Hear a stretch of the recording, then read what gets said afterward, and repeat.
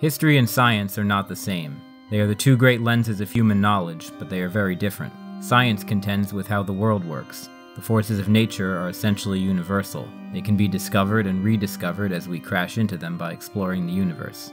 History is different. It's just as dependent on evidence and observation, but it's the study of events and people that occurred in a limited time frame that is now past. History and science often overlap. The theory of human evolution is entirely dependent on an archaeological record.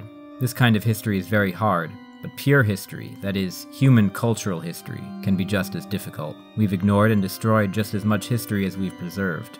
Some of that history is unknown unknowns. We have no idea of many of the things we're missing because they are missing. But there are also unknown unknowns. There are things we do not know, we don't know. Then there are known unknowns. This is the stuff history has noted as existing, but we just can't find. There are known unknowns. That is to say, there are things that we now know we don't know. These are the fascinating treasures that tantalize the imaginations of Indiana Jones fans far and wide.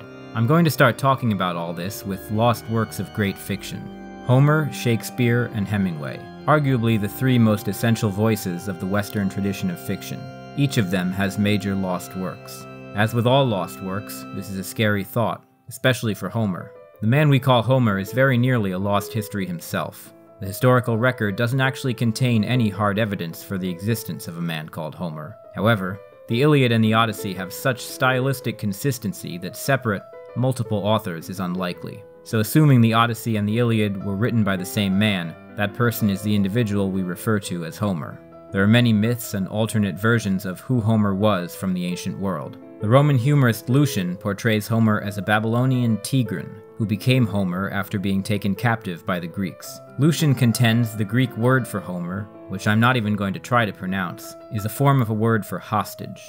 Lucian's Homer is a slave that takes the name Homer as a pseudonym. The trouble with this account is that to this day, we don't actually know the etymology of the word Homer, or if it's even Greek or not. So Homer is a man of mystery, whose historicity is even more difficult to pinpoint than that of Jesus. In fact, there's more reliable historical evidence for a Robin Hood than for a Homer. Whoever Homer was, he almost certainly authored the two most important pieces of ancient fiction. It's impossible to overstate the value of the Iliad and the Odyssey. Just as nearly all modern drama can be seen in Shakespeare, virtually all ancient fiction, with its heroes, monsters, and gods, took inspiration from the stories of Odysseus' life and travels. But there was a third work, possibly the first work of our Homer. Before there was masterful Odysseus, there was the fool Margites.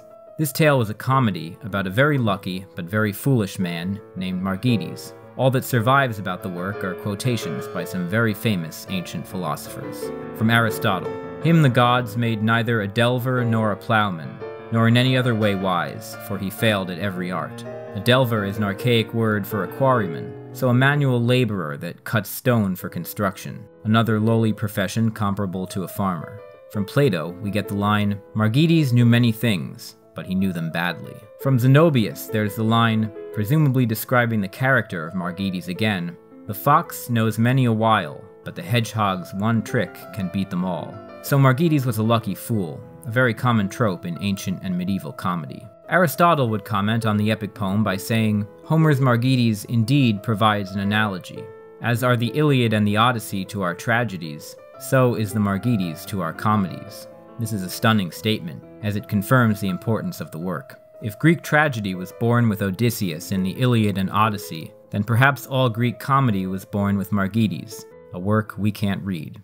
Next, we'll jump 2,000 years to explore the lost work of the most famous writer of all time, William Shakespeare.